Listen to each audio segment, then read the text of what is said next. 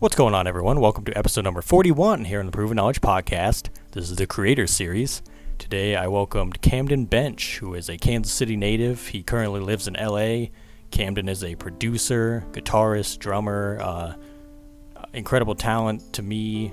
I discovered his music through an R&B artist named Arin Ray, who is from Cincinnati. You guys should look up his music because he's got some great stuff. Camden's produced a lot for Arin. He's produced for Rico Nasty. He produced on Juice WRLD's final album while he was alive still, called Death Race for Love, which is a great project. You should check that out as well if you haven't. I kind of just, went through Camden's kind of background over the last 5 or 6 years since he's been kind of a well-known name in the industry. He went to Berkeley University before moving out to LA and where he learned music. He says, he wishes he would have started a little earlier, especially in production, which I can relate to, and we talked about that in the episode. He also discussed his plans to start executive producing full-on albums for artists, which I thought personally was an amazing idea since, we're kind of moving into this era of streaming where a lot of people are doing more EPs and just singles, and songs are getting shorter. But I think it's also good to not lose the fact that a lot of people came up on, full-on albums, and we all remember some of our favorite albums of all time. No one really always talks about our favorite EPs and things like that. You talk about your favorite albums because albums tell a real story. So I wish Camden, the best of luck on that and everything he has moving forward. I know he's working with Arin on his next album, which should be out in the next few months because I've seen him tease that on social media and everything. But yeah, this was a really nice episode, as always, and let's get right into it. Welcome, everyone, to episode number 41 here on the Proven Knowledge Podcast. This is the Creator Series. Today we got a really dope producer, guitarist. He's worked with Rico Nasty, Juice WRLD, Arin Ray, a lot of others. Camden Bench is here. How are you, man? Good. Thanks for having me. Yeah, absolutely. And, I know it's been a few dozen months. I think it was like July that we first connected, but glad to finally get you on the show. So basically, to just start every episode off, we have the guests give a little bit of background, maybe people that don't know you, just kind of how did you get into music, a little bit of the backstory on that whole deal. Yeah, I've been playing music for a long time. I started out, in like school band in 5th, 6th grade. I was playing like drums and percussion, and I did that all through school, all through high school, and I started playing guitar probably when I was like 12 or 13, and that kind of became the thing that I was really into. And so, I was just obsessed with it, and ended up applying for music colleges and stuff. And so I ended up going to Berkeley out in Boston, did that for 3 years, and, moved out to LA and tried to start producing, and that's kind of what I've been doing ever since. Yeah, I didn't know about the drum background, so that's kind of interesting because I read about, you doing guitar and everything, and I saw some like photos on your social media and everything, so that's pretty cool. So you'd say you've probably known for a long time that music was kind of your thing then, I'd say. Yeah, I was always really into it. I was definitely a sports guy for most of my childhood, and then when I kind of discovered music, I really enjoyed the grind of getting better at music more so than sports. I'm not sure why, but I really enjoyed, like when I first started playing guitar, I was practicing, like in the summers, I was practicing 8 to 10 hours a day and just obsessed with it. So, it kind of, as a young kid, I got, really lost in it and kind of have just been trying to do that ever since, so obviously I don't have time for 10-hour practice sessions anymore, but, Yeah, that's super dope, though. So yeah. I'm curious, the last year's been pretty crazy for a lot of people. A lot of the circumstances have changed as far as, like, where people are working, how they're working. So I'm curious, have you been doing more, like, home, like, Zoom sessions like this with people? Are you in the studio still? Like, what's that been looking like for you?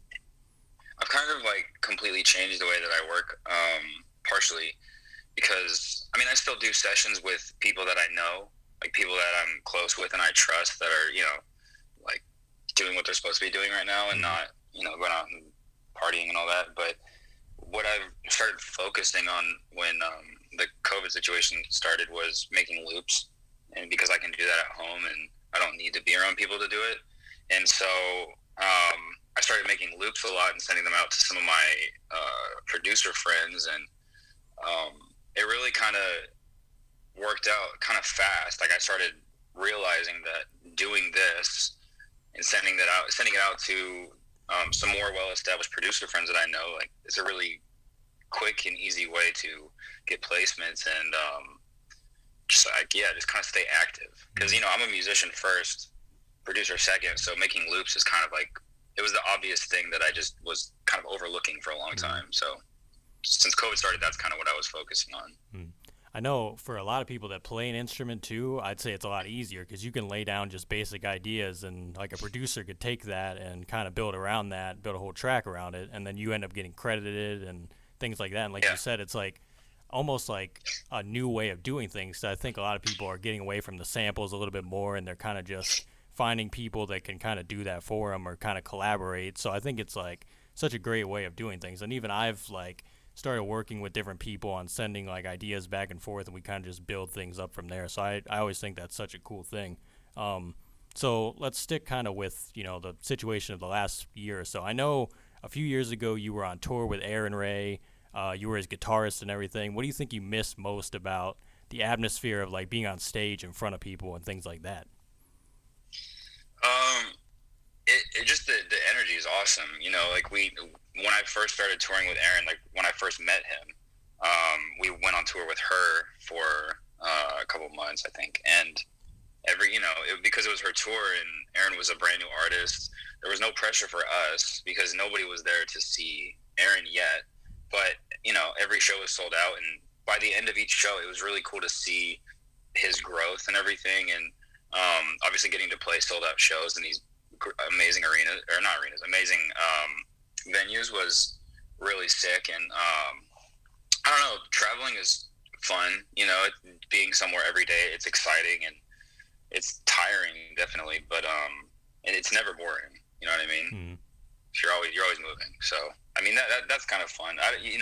In the moment you don't really miss it because it can kind of suck because you're like, again, always moving, always traveling. You're going a couple days without sleeping in a bed, but when you look back on it in hindsight, it's all good memories and stuff. Mm-hmm. So yeah, it's just so crazy because like I've heard so many people kind of say like they didn't know what they had until it was gone. You know what I mean? Like you never would have thought that something like that's just a normal occurrence. Like you go to shows, you meet new people, you watch your favorite artists. Like you never would have thought that would just be gone like that. And like even moving. Yeah, and I would say like touring is really hard, but what makes it tolerable and easier is doing it like with your friends. Mm-hmm. And so since the people I was on tour with were like real life friends, when it would get stressful, it was always okay because you had people that you actually enjoyed being around. I know a lot of people who tour for a living, it's not always a situation you're in. Mm-hmm. You're just like a hired gun and you go out and you're touring with people you don't know. And that can be, I'm sure that's difficult, but I was always lucky to be around people that I really liked, and so it made it fun. You know what I mean? Even when it wasn't fun. Because you guys had you guys had like the chemistry. You're basically just on the road with your friends, no matter what. Like even if you weren't doing music, it's just a good time. So. Yeah, and it worked out super naturally. Like going on tour with Arin and stuff, because him and I and his entire team kind of developed a good relationship, and then when it came time to get off the road and like make music, it was easy because it just felt like you were making music with your friends. It didn't feel like you were pulling up to a random session with a stranger or all that. Like it was just easier.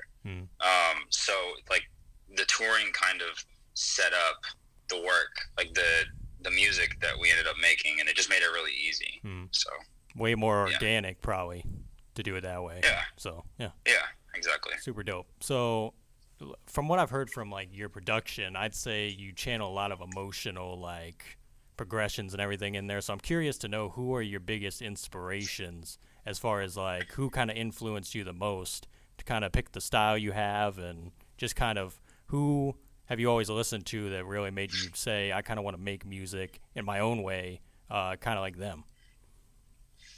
Yeah, I mean, I kind of raised myself on R&B music and just really emotional styles of musicality, and I've always just been a fan of just chords and focusing on harmony more so than rhythm or anything. Like, because a lot of producers, love to do the drums and do all that stuff, which is awesome. But for me, if a song is really, really good, it's got like a great chord progression that feels natural and flows. So I mean, right now the people who I really look up to are producers like D Mile. I think he's incredible. All the R&B stuff he does with like Lucky Day is just unbelievable to me. There's a lot of people, man, but that's kind of what I've been working towards, is being somebody who can be a beat maker, but also somebody who can be like a real record producer who can put together a song and get other people who play different instruments together and do like what the producers used to do back in the day before we were making beats. So that's kind of, that's the inspiration for me, is just trying to do both, So, yeah. So who would you say, either someone that you've done a record with or maybe you haven't yet, who would you say you want to work with one day on something like similar to that, or maybe something you've had in mind that you want to kind of get a record with, or someone? Yeah. I mean, are you talking about like producers or artists? It could be either one. Well, with producers, I would say, it's hard because a lot of my favorite producers do kind of what I do, but just better. And so I don't think sometimes you want to work with people because you like their music, but it probably wouldn't work because you kind of do the same thing. Like when you collaborate with people, you want to complement each other's styles and skill sets and stuff, and kind of offset each other. So I think I work with someone named Chris from a production group called The Rascals quite a bit. And The Rascals, they're amazing. They've worked on all kinds of stuff. They work with, Ariana Grande and Kehlani and all these great artists and stuff. And the way Chris and I work is really good. It's kind of like that, where, I'll play a lot of the instruments, and then he's an amazing vocal producer. So if we're working, like we've done a bunch of stuff with Arin. So when we work, it always starts out like I'll create like the chords on guitar or something, and then kind of build out the beat, and then he'll kind of flesh it out and make it make sense. And then when we record, he's just really good at helping whoever's recording vocals to just kind of do the right thing. And so I really admire that. I like working with people who are good at vocal producing, because that's like a really hard thing to me. It doesn't seem hard because, it's like it's more of like a psychological thing. You have to be able to help the singer kind of bring the performance out of themselves. You can't make them sing better. You have to find a way to help them sing more like themselves. So, I mean, that's pretty tough to me. So yeah, working with somebody like him, anytime I work with him, I feel like we make good stuff. So yeah. That's the group that has Leon Thomas in it too, right? Yeah. Yeah. Okay. Yeah. I'm familiar. So, say again? I'm familiar with them. Then that's who I thought you were talking about. So yeah. I'll just make sure. So we did one of Arin's singles, "Reckless," together. Me, Chris, and Leon, and then we did "Change," which was the one with Kehlani, and we did quite a few records together with me, The Rascals, and Arin. And so, I mean, yeah, working with them is great because they kind of have their own little pocket, and then me being there kind of, I think, shakes it up a little bit. And it's just fun to be able to like work with those guys, because it always feels like pretty natural, It's funny because Arin's from Cincinnati, and I think I knew that before, like probably a couple years ago when like Platinum Fire came out and everyone was talking about the album, and I didn't like dig too much into it. But I think it was like 2 years ago I actually dug into his music, and I was just like, man, this sound is just like very fresh. Like he's trying to bring something new to it. So I was always like trying to figure out who, was like behind the sound. And I found your name because you produced on Phases 2. You said "Change," and I think what was the other one? You did another one on there that I really liked. Another song. Yeah, that one. And I was like, man, this is like some really dope shit, because I know like R&B, especially to me at least, is having like a renaissance period. You know what I mean? Like it's kind of coming back with a lot of great artists, and there's a lot of people trying new things and everything. So I'm always like fishing for inspiration for myself. And so I always thought that, like, what Arin and you guys have been developing is very awesome. So I'm looking forward to, like, seeing what his next album's going to be. I know you probably got some stuff in the works on that. Yeah. But yeah, I'm looking forward to all that and what the Rascals can come up with too, because I always see Leon on social media, in different sessions and things like that. So that's something I'm looking forward to. So as far as I think I read that you've kind of been producing for the past 5 or 6 years now, in and out with different people. What do you think is the best business advice you've been given as far as, like, maintaining a music career by anybody specifically that you've kind of taken to heart and been able to apply every day in the industry? A couple things. The first one would be to get a team whenever you can. Like, if you can get a manager, that's great. But I think you have to have a good lawyer. Like, you have to. And having a business manager helps as well. Like, it helps tremendously because, having those people, you really only have to worry about the things that are in your control, which is making music. So everything else, like getting your checks on time, paying taxes, getting your commissions right and everything, you have somebody that takes care of that. You have somebody who negotiates your contracts for you. You have,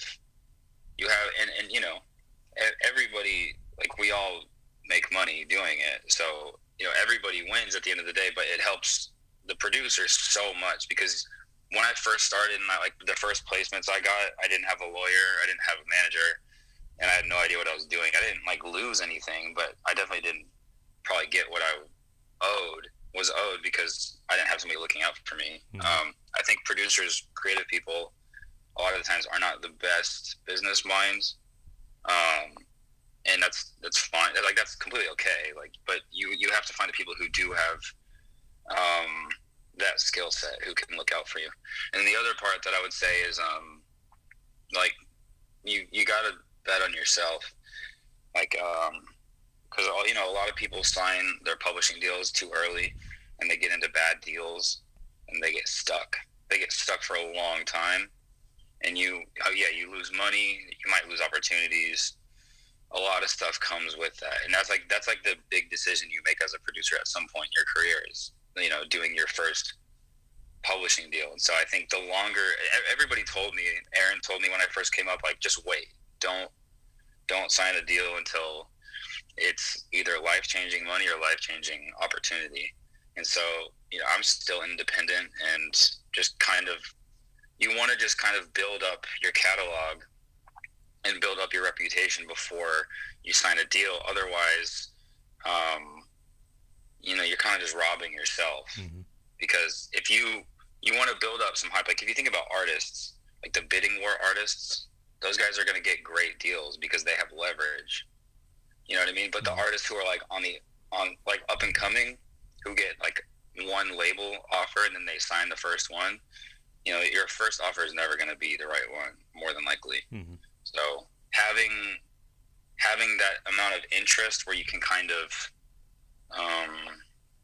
almost like price match. If you want to buy a TV and out Best Buy, but Walmart has it cheaper, you can like have them match the price. It's kind of the same thing. It's like, well, this publisher is offering me this much. Like, what are you guys offering? You know what I mean? So, doing the pub deal is like a big deal. And so being able to wait as long as you can and find ways to get by financially until then is like huge. So that's what I would say is have a good team and then,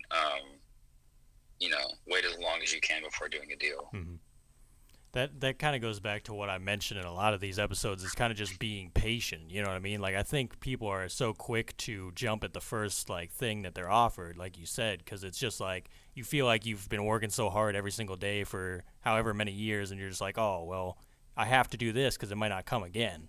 But like, I think it's just about if you got the work ethic and you know what your plan is, you shouldn't just jump at it just to jump at it if it's not the right situation for you. You know what I mean? It has to fit it has to align with what your path is looking like for your career. So yeah, I think that's just...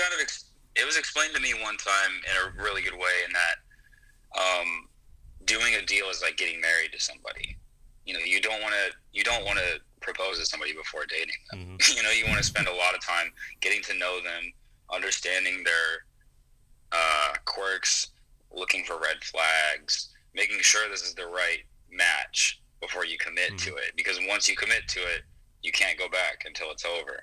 So it's not even about like the money or the term or any of the.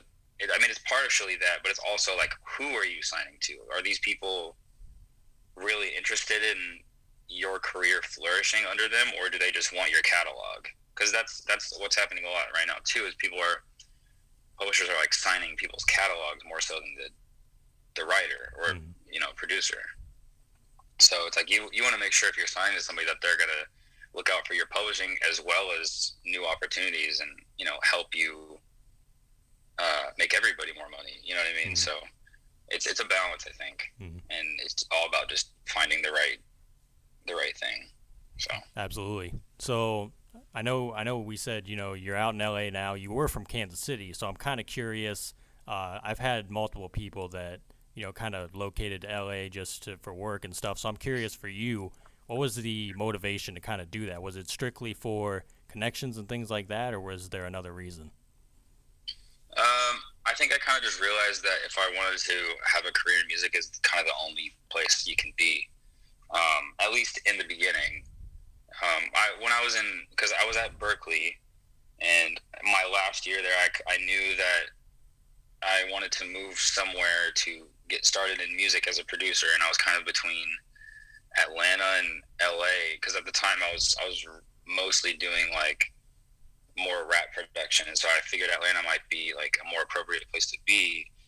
But it's funny, it was just like a weird string of events that kind of led me to go to LA. I really wanted to go to Atlanta, and so Berkeley had this like spring break trip where they would take a certain amount of students to different cities so they can go see what the culture is like. It's basically meant to introduce people to cities who might be wanting to move there after college. And they had a trip to Atlanta, and I had applied and everything, and they make you go through meetings, and it's really crazy because they only take like 15 to 20 students, I think. And I went through the whole thing, and I got denied. They're like, no, we're not going to take you, because I think it was because of like my GPA or something. And because of that, I never got to go to Atlanta to see it. So then by the time it was time for me to move out, I was like, well, I guess I have to go to LA, because like I know that I can go there. So that's why I ended up coming out here, and it definitely worked out. But I kind of just knew that this is where all of the industry is located for the most part. This is where most of the artists and producers and writers are located. And so it's just kind of the path of least resistance. You can make a music career happen anywhere. It's just a lot harder if you're not in person. You know what I mean? Yeah. And like we said before I hit record, we were talking about the snow. We were like, I'd rather be where you're at right now without miss me with that snow and that cold weather for real. But yeah, it's always interesting to kind of get people's perspective and their story and everything, just as far as like how they've ended up, where they're at now. So 10 years ago, Camden, if you could go back 10 years and maybe give yourself advice, maybe not change anything at all, what do you think you'd do? I would have started trying to like mess with DAWs, like trying to produce, because the first time I touched a DAW was at Berkeley, and so I was very much a late bloomer, so to speak. Like I was a good musician. Like all I was interested in doing was playing guitar, and so I guess if I would have realized that because of where the industry is at, like where the stylings of music is at right now, being able to play an instrument is important, but it's a hard way to make a living just playing an instrument. Mm-hmm. So I would probably try and get myself interested in production a lot earlier so I could be better at it. Because, most of the people who I work with as producers have been doing it for a long time. And I've really only been producing for like 4 or 5 years. Like when I moved to LA, my experience was less than a year of like making beats and stuff. So I was very much new and trying to figure it out. So yeah, if I would have had a little bit more time to get to know Ableton and get to know Pro Tools and stuff, it would have been easier because there's a couple of opportunities that I had early on being out here that I just wasn't ready for, where I was put in rooms with some pretty incredible people, and I just wasn't able to capitalize on it because I just wasn't there yet. I wasn't ready. Sometimes you get invited to rooms that you might not deserve sometimes because people really look out for you and want to see you win. Mm-hmm. And it really just kind of comes down to, like, are you prepared to capitalize on it? You know what I mean? Mm-hmm. So if I would have been more prepared and understand kind of what the vibe was, I kind of probably would have been able to leverage those opportunities better. So I'm with you there on the late bloomer thing, because I didn't start till I was 19 and, like, out of high school. Like, I was kind of on the fence for like 3 years, like, oh, should I try this? I'm probably going to be terrible at it, this, and this. And, like, part of me thinks I should have started in, like, high school at least to give myself, like, the few years to learn it and everything. But I guess what I always, like, attest it back to is just everything happens in the right timing. You know what I mean? Even if we don't quite understand it. And, like, for you, even though you started late, you've had a lot of, success even despite that fact, just because, you have the skill and you have the networking abilities you've been able to develop. So, I mean, to me, it's just timing for everything, and, to each their own. But that's always pretty interesting stuff. So 10 years from now, let's say, where do you think you want to be in your career and your life overall? I think I'd want to be at a place where artists come to you to do their whole album. There's a couple artists that I work with now who I kind of have that relationship with, and it's just so much better in every way to be able to, like, executive produce an album and kind of be more involved, because I think when you work with artists a lot of time out here and you're just, like, trying to get placements, it's weird. Like, it feels like you're working for them and not with them, which is just, like, not a good vibe to have. Like, when you're trying to make music and stuff, you want to feel like you're collaborating and not working for this person, because ultimately, like, they can't make the song without you and you can't make the song without them. So, you both need each other. So it should feel more collaborative, but a lot of times it just doesn't.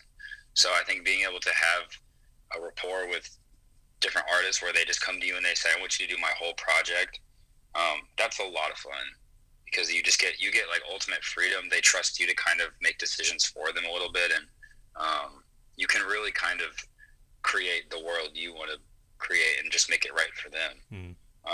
Which that's, like, all of my favorite artists' album rollouts have all felt like they've all felt like they existed in their own universe. Like, when you are in this album, when you listen to it, it takes you away, and takes you away to a very specific place. And I don't think albums really do that anymore. And I think they can, but people just have to get back to making albums over making just, like, a compilation of singles for 12 songs. You know what I mean? So I think being able to try and bring back concept albums, that would be, like, amazing, because I miss them so much. I feel you there, because, like, the streaming era kind of just has thrown things in such a weird direction with, like, people are doing more singles and EPs, and, like, the album, it seems, is becoming maybe not a lost art, but definitely, like, something that not a lot of people are doing nowadays. And it's kind of like, that's what a lot of us came up on, is, like, the albums and, like, the full, like, getting immersed, like you said, in the story that someone created throughout, like, 10 to 12 songs. So I don't know. I really like that perspective, and I wish you luck on that, because I think that we need more people like you that kind of see it that way, instead of just, like, how can we run these numbers? How can we do this? How can we, maintain the people's short attention spans and things like that? I think it's like there's still, like, real music lovers out there that want that sort of material. You know what I mean? So. Yeah, and I think if you do it right, you can get people, you can get everybody who still has short attention spans interested. Like, it's almost counterintuitive the way that it's sort of going right now, where you have these albums that are 25 songs, and the reason that they're so long is literally just so the songs get streamed more and thus get, like, certified gold, platinum quicker, and then, which looks good, but ultimately doesn't mean anything. Like, I always talk about that with my friends, because, like, people in the industry put so much emphasis on charting and things getting certified and all of that, when in reality, the people who we make the music for don't care about any of that stuff at all. Like, it doesn't mean anything to them. It doesn't change their life at all. And so I think trying to remember that and not make music for commercial success, but make it for like just make it for the right reasons. People can always sniff out when you're just trying to make money off of a music career. Like, even people who don't make music know. Like, it's just obvious. So being able to find the people who really just want to make good stuff and let other people hear it and, you know, put it out the right way, like, that's super rare. But if you can find it, it definitely still exists right now. It's just not a common theme. So well, very, very well said. So I know you probably can't reveal a ton about what you're working on, what projects you have coming up, but if you can reveal anything, what do you think we can expect in the coming months and maybe the rest of the year? It's hard to say because of COVID. Obviously, people are sort of delaying releases and stuff, but obviously been working with Arin Ray a lot. I've been working with this artist named Cade, who I really like. He kind of came up doing like EDM remixes and stuff. He's an artist, and so he had a lot of success doing that, and he kind of accidentally became like an EDM type of guy, but I think he really wants to be more in like the R&B pop kind of range. So I got linked with him through his label, and I've kind of been doing what I was saying, where I'm just kind of helping him put together an album in a way where he really trusts me, so I can kind of make creative decisions, and so it's super collaborative. So that I'm really excited about that. Have some bigger artists that have, you know, some stuff coming. What else? Yeah, just all kinds of stuff, man. I think some of it's going to start coming out pretty soon, hopefully. So yeah, all kinds of stuff. Well, I'll be on the lookout for sure with that. So I want to thank you again, man. Camden, that's all I have for you today, man. Thank you for your time and everything, and I appreciate you getting back with me about being on the show.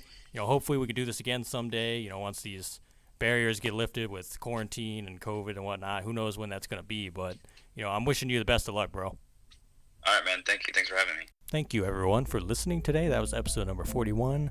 If you want to support, feel free to hit that support button on your podcast streaming platform to send any funds. And until next week, we'll see you then. Thank you very much.